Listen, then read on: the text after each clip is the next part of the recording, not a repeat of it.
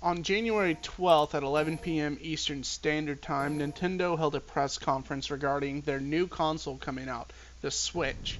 The release date is going to be March 3rd, 2017. Important facts about the device are battery life when it's mobile will be anywhere between 2.5 and 6.5 hours. More than likely, it's going to be in that 2.5 to 3.5 range. It can play while charging using a generic charger. Switch can connect via Wi-Fi. Up to 8 people can be connected via ad hoc and network. They showed off the controller, which I'm going to give you my thoughts on the controller real soon.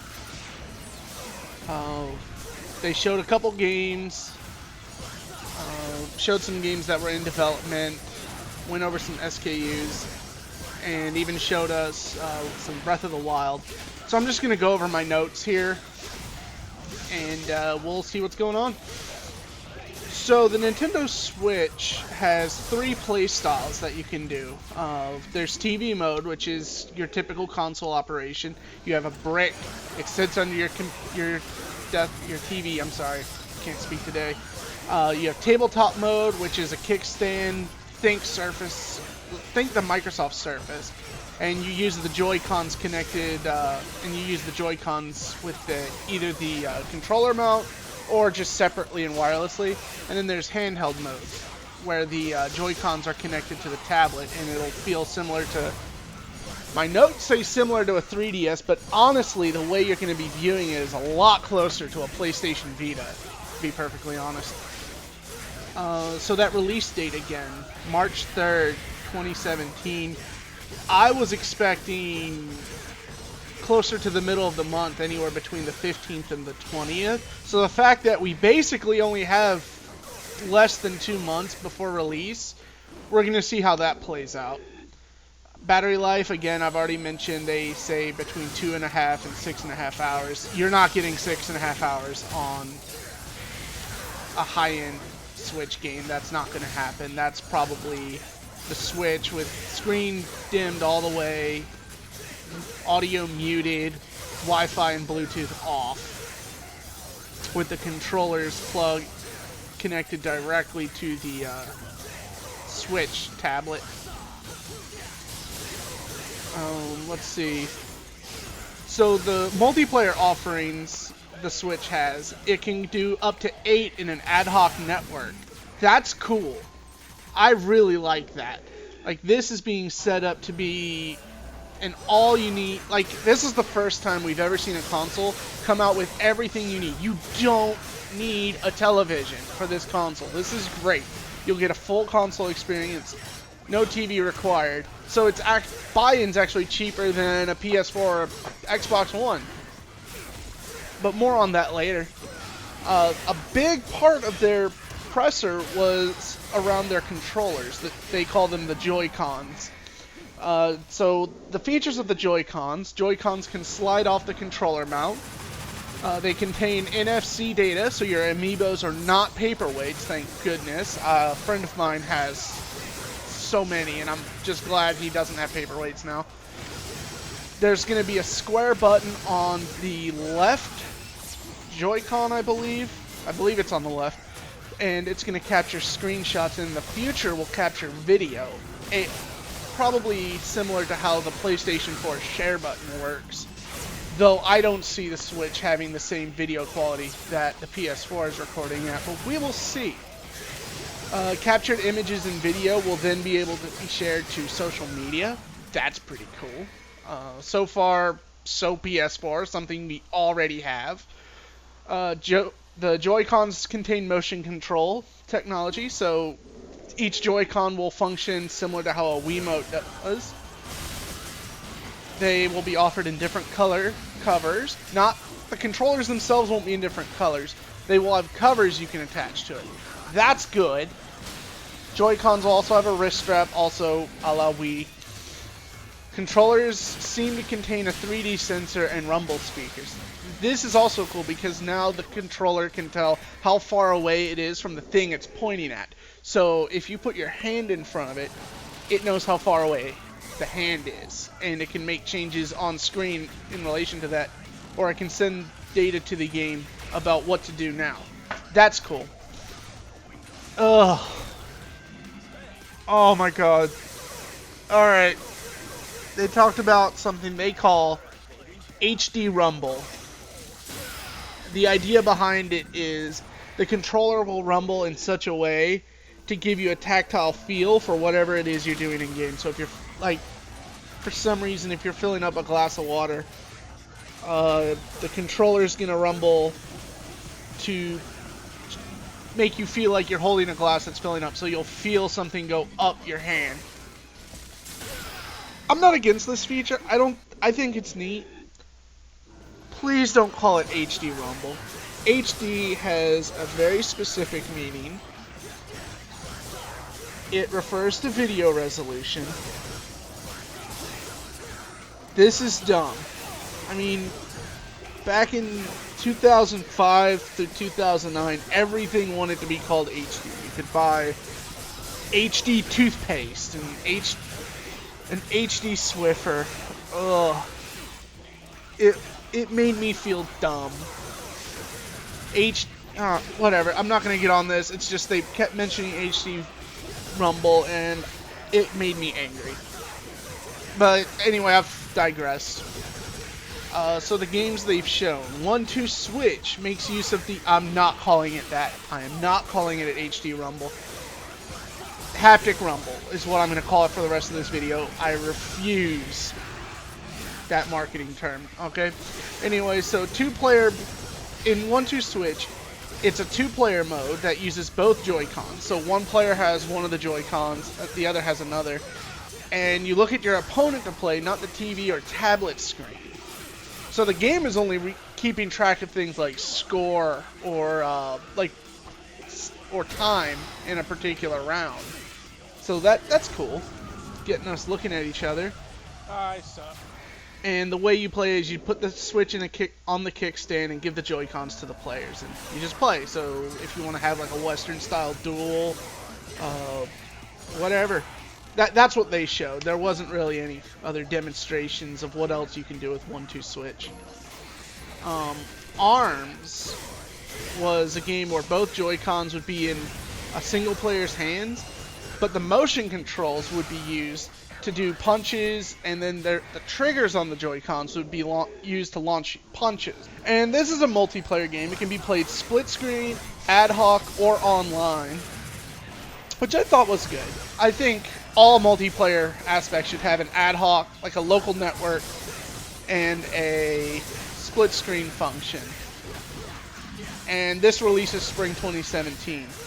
Oh, I forgot to mention, 1-2 Switch launches with the Switch. But ARMS releases spring 2017. So these two games have something in common in that they're really more party social games. So Wii Sports. We'll get to that later. Splatoon showed up. The developer for Splatoon showed up, but I was thinking they were just bringing Splatoon to the Switch. No, they're doing a sequel to it for Splatoon 2. It's going to be a 4v4 multiplayer. The game plays with gyro controls, or a Pro Controller, or the Joy-Con. So that's neat. Launches in summer 2017. Well, that's going to be big for esports, I guess. And now, here's the big one. Well, the second biggest one, and I'll explain myself later. Super Mario Odyssey was shown, and what was initially shown was just different locales, and then all of a sudden Mario starts running around the streets of New York, which was a little off-putting because now we see just how tall Mario is to scale to another person. And whatever, I mean, where do you go from Super Mario Galaxy? And do you just call it Galaxy 3 or something, or Universe? I guess they just decided, you know what, forget it, let's just rip the band-aid off here. So anyway, yeah, you're not going to be in the Mushroom Kingdom for this one.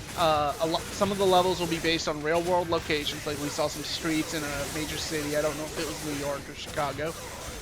And there's another character that's being introduced, and it's actually the hat Mario is wearing. And somehow it takes advantage of the control scheme of the Switch, but they didn't specify how. My guess is you use the Joy-Con and do like a disc throwing motion. Again, this is Wii stuff. I'll get into that in a minute. I just want to go over what I saw. I tuned in about 6 or 7 minutes late. I was filming a video doing a PC fix. Xenoblade 2, that's all we saw. We saw some footage in the Xenoblade 2, or Xenoblade Chronicles 2. Fire Emblem Warriors being developed by Team Ninja. I think Fire Emblem is a much better match for Team Ninja than Metroid. We will see, though. Nintendo also stated that there are over 80 third-party games in development, with Square Enix working on 4. Dragon Quest X and 11 are going to be ported to the Switch in Japan.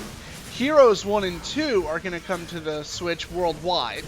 And now they have this mysterious project called Project Octopath Traveler. That seems interesting. I'll keep an eye on it. A friend of mine, he thought this was cool. Shin Megami Tensei 5 is heading to Switch. So for those of you guys who have a Persona fix, there you go. Skyrim finally confirmed for Switch. About time. Why it couldn't have been confirmed on the release, I don't know. Suda51 showed something. It showed a picture of Travis Touchdown in the back. And I don't know what else it could be besides No More Heroes 3. So I'm just going to say No More Heroes 3 confirmed for Switch. EA is releasing a version of FIFA in 2017. We'll see what's going on there. Other than that, they didn't show anything else games-wise. Well, they did show something, but... Anyway, so then they started showing Switch SKUs. And the rumors were there was going to be some kind of bundle at an unspecified price, and then a base, which was going to be $250. That ended up not happening. All Switch SKUs are going to be $300. And all SKUs are going to contain the console, a left-right Joy-Con with grips and straps, a dock, an HDMI cable, and an AC adapter. The Pro controllers will be sold separately. The differing SKUs are just going to come with controller covers. But other than that, there's not going to be any difference in price or like what's packed in. It is still not clear if there's a pack-in game. My money's on 1-2 Switch being packed in, but we'll need to wait until launch. And, okay, so earlier I said that Mario Odyssey is the second biggest game that they showed for Switch, which is odd because how can a Nintendo launch, how can a Mario game be the second biggest thing? Well, Super Mario Odyssey is not launching with the Switch. That's releasing end of the year. No, this is what's happening. Legend of Zelda Breath of the Wild is launching with the Switch. Thank you, Nintendo. Thank you. For the first time in over a decade, you are making a good decision with your console launches. Thank you so much. I was convinced before I was watching the presser that neither Zelda nor Mario were going to make launch. Because it just keeps in line with just the poor decision making that Nintendo's had, well, historically. I think the last time we had I might be wrong here, but I think the last time a Mario game launched with a Nintendo platform was Mario 64. That is a long time ago, and the N64 did not do well. Anyway, March 3rd is Breath of the Wild launch. So that's all the information we were given. Alright, so right now, I am cautiously optimistic for the Switch. Because it feels like there are some pretty good decisions going on. Other things I might have missed, but have been confirmed, is that the Switch is going to be region-free. Thank you for getting with the times, Nintendo. The price... but that's a bit of a caveat there, but at least it's reasonable. I think the Joy-Cons are pretty cool. I'm going to talk about the Joy-Cons for a minute, alright? Because there's not really anything to say about the playstyles for the Switch, or the release date, or the battery life that hasn't already been said 100 times. And this is going to tie into something I talk about later, which I think is the biggest concern Nintendo's going to have going into this Switch era.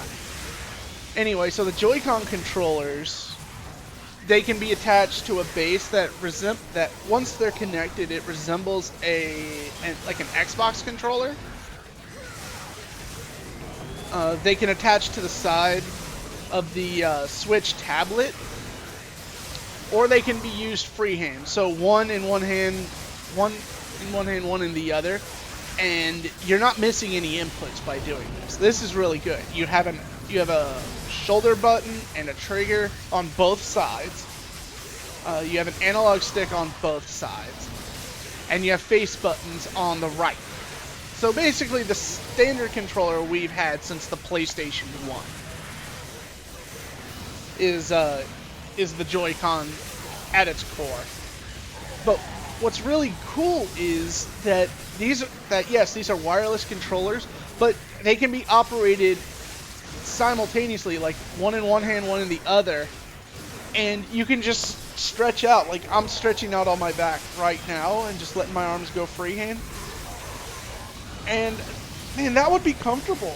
That really would. Like I'd be laying on my futon, just with my head just laying there, looking at the screen. I don't have to do anything with my shoulder here. That said, they played that up big, and I don't think it's that big. I think it's really cool, but honestly, I've never been uncomfortable using a DualShock controller.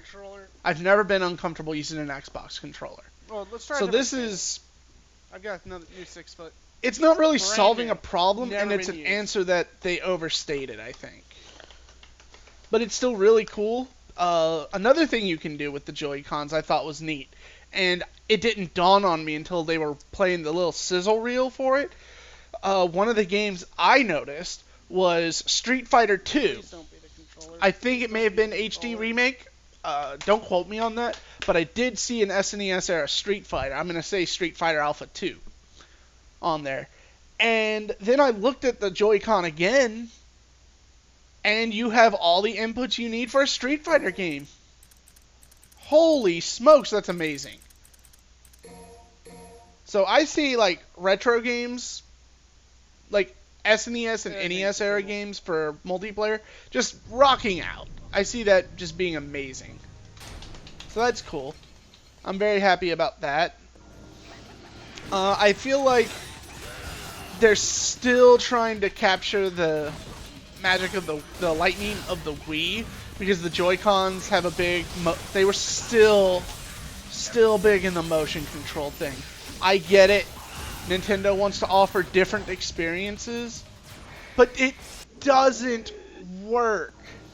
I appreciate that they're offering it, but I'm not interested in motion control, like games that control extensively via motion. I want accurate inputs, and motion is not accurate. So Nintendo needs to lay off. Like most of the games they showed that actually had something for us to see, something that we could play, it was things like 1-2 Switch and ARMS and Splatoon. So it's like there are parts of the Switch release that says, we get it, we made a mistake with the Wii U, and then there's things like this that show us they haven't learned a thing. But again, there's more games to be shown, so we'll see. That's everything on the Joy-Con. I am not addressing haptic rumble. Nope. Or what they want to call it, because I don't want to feel like an idiot. I need to actually finish Xenoblade Chronicles, so that way I can play Xenoblade 2. What was the last thing? Here. Okay, so here we go. So, what are my overall thoughts on the Switch? So the first big thing that sticks out to me is their price point. I think this is a good price point. $300. I think $250 would have been better, because considering that at $300 you can also get a PS4, which out of the gate is feature for feature better than the Switch, except for the little controllers. I think that it's a hard sell unless the mobile experience absolutely blows us away, which it could. I mean, Nintendo has blown it out of the water every time they've gone into the mobile space. With the Game Boy, Game Boy Advance, DS, 3DS stumbled pretty hard, but now it's on fire.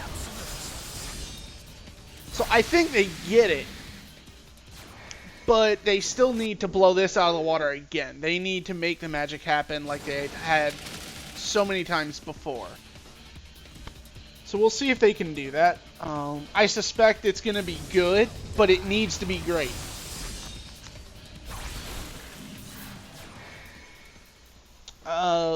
What else is there? So we've talked about the its price parity with the PS4.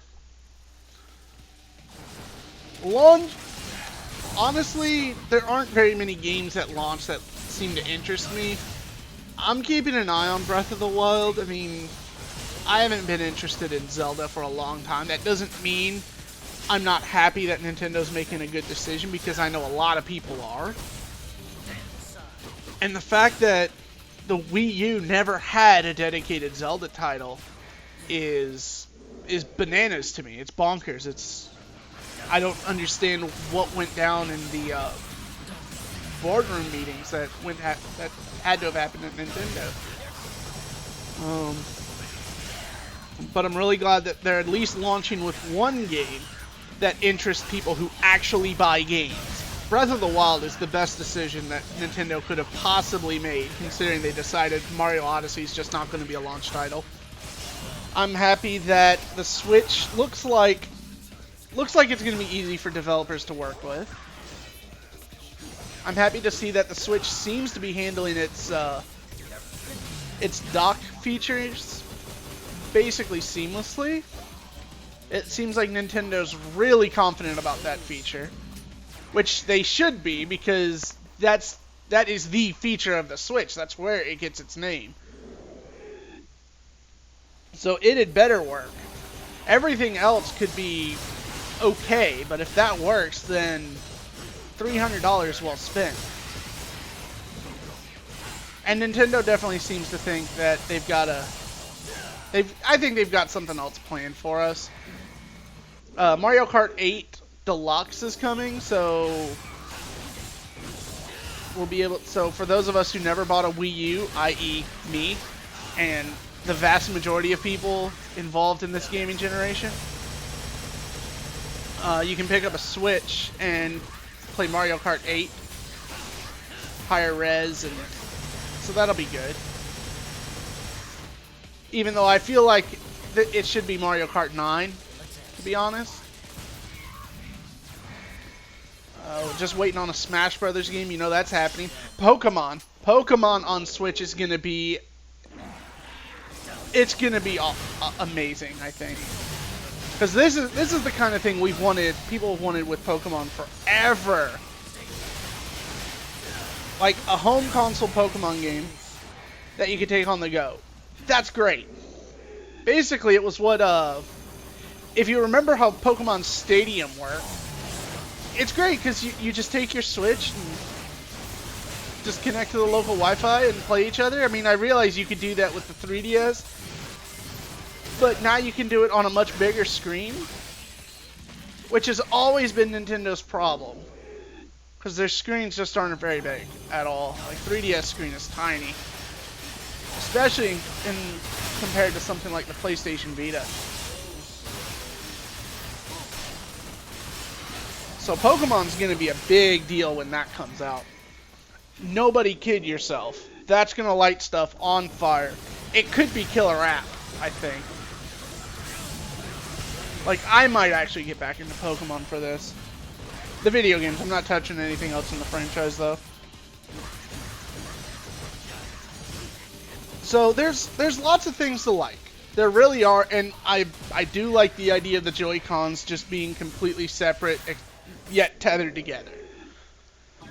Think think PlayStation Move, where you had the motion wand in one hand and the I don't remember what it was called, but it was the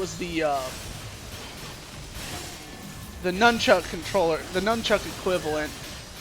But you didn't. But unlike the Wii, it too connected over Bluetooth and worked off the wand that you were using. It was additional inputs for the wand. So I think the Switch is the logical conclusion of that evolution from Wii to Move to, well, Switch. So Joy-Con's gonna definitely make playing certain games more comfortable, especially in certain living conditions. That'll be nice.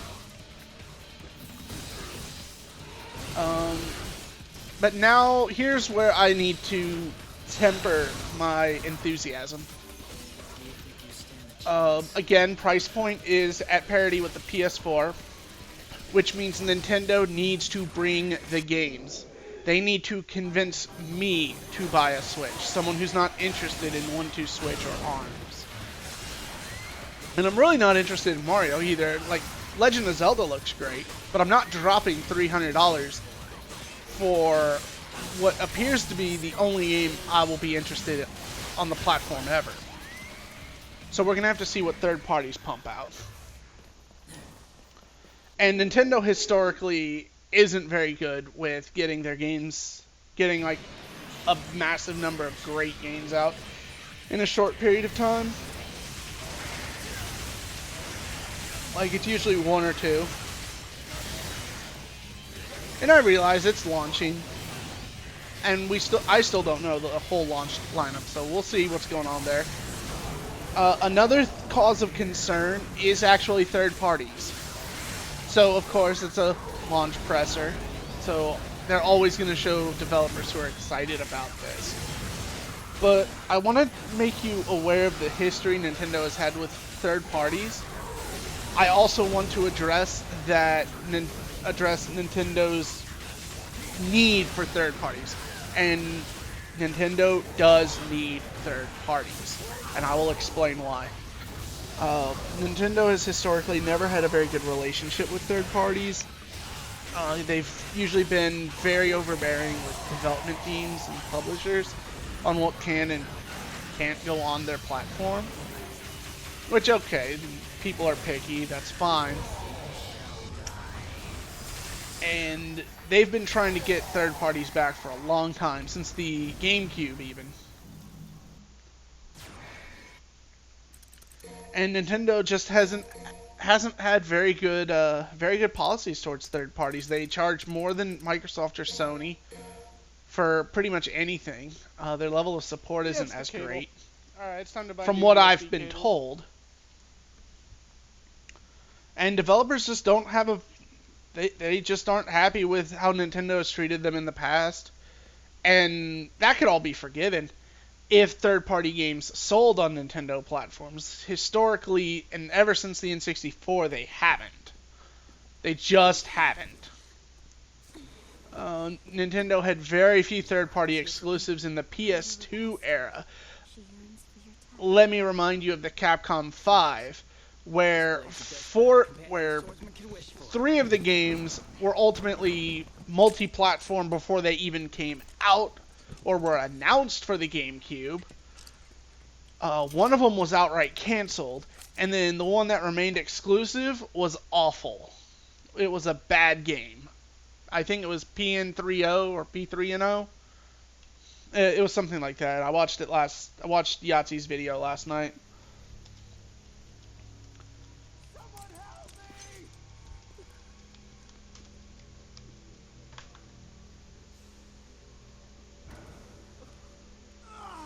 So third-party developers just don't have a very good experience. Now, they will always release one or two generations of games for a Nintendo platform just to see. It would have been, frankly, irresponsible for them to ignore the Wii last generation because, well, it outsold everything by very healthy margins all the time. So it was just a matter of throwing crap at the wall, see what stuck. Nothing ever did, so they just went back to PS3 and 360 development. Wii U never sold any third-party games, really. What's the... And I think this is going to be a big problem for Nintendo, and the Switch has to be... I'm going to say the Switch is do or die. Now, a lot of people have said, well, I mean, Nintendo's first-party titles and offerings are fantastic, and they sell tons. Yes, I agree. That's not in dispute. The problem is, the reason it's a problem that only Nintendo games sell on Nintendo platforms is because Nintendo has to put more money in to get the same money out of those games that Sony and Microsoft do basically nothing for. And I've told this to a friend of mine. Last night, we were talking about the situation the Switch is going into. And they, so the way Sony and Microsoft deal with third parties is they provide some technical support. They provide the SDKs, which the developers or publishers buy. The publishers are then responsible for any marketing, and Sony and Microsoft might help. That's why you see, like, multi-platform games, but they only have, like, a PlayStation or Xbox branding. But then those games go and sell, like, 5-6 million units a pop on each platform. And Sony and Microsoft get a cut of that. I promise you, the ROI on Assassin's Creed or Call of Duty or Battlefield is much higher. The percentage is much higher than on first-party developed games. It simply must be. Because Sony and Microsoft put more money into Uncharted's and Halo's versus how much they put into Call of Duty. Because they do very little heavy lifting. Whereas Nintendo, they carry the entire weight of their own profitability. They have to work harder for the same dollars that Microsoft and Sony do basically nothing for. Sony and Microsoft can be propped up by the frankly much larger number of third-party publishers that are willing to develop on their platform. Whereas Nintendo doesn't. It's just them. And their cost of development goes up just like Sony and just like Microsoft and just like EA and everyone else. Which means Nintendo's margins are going down. They necessarily are, and the sales of games aren't going up. This is why it is super important for third parties to be on board. And this is another problem I'm having, though. So, a lot of people who are going to be getting a Switch will already own a PS4. Nintendo needs those Switch versions to sell, and they need to convince people to buy it on Switch. I don't know how they do that, because they're going to be the same price. I somehow doubt there's going to be exclusive content for both. I just don't see... I mean, okay, so you could take Skyrim or, like, let's say Elder Scrolls 6 comes out and it's on Switch day and date with the PS4 and the Xbox One. I mean, unless it's really that compelling an experience and the game doesn't wreck your battery, or if Call of Duty starts coming out on the Nintendo again, unless the mobile experience of that is just really compelling, I don't see the Switch versions doing very well with people who already have a PS4 or an Xbox One even. Not to mention Sony and Microsoft have much better online infrastructure than Nintendo does, and I don't see that changing with Switch either. They've not indicated that it's changing, at least. Which means that the Switch is going to need a lot of people who only own a Switch. I mean, the Joy-Con controller idea is really nice and all, but I'm not buying a game that's going to run at lower settings for the same price just so that way I can have a comfort on my shoulders that was never a problem to begin with. It never was. And the other issue is you really don't have an ecosystem with Nintendo. When you go from PS3 to PS4, there's a few games that carry over. Flower, Journey, Dead Nation, Stardust, Resogun. So if you bought it on one platform, it goes to you on the other. Nintendo has never had a system like this. The closest you can get is like a nominal price for an upgrade, so you can play your games in Wii U mode as opposed to the Wii.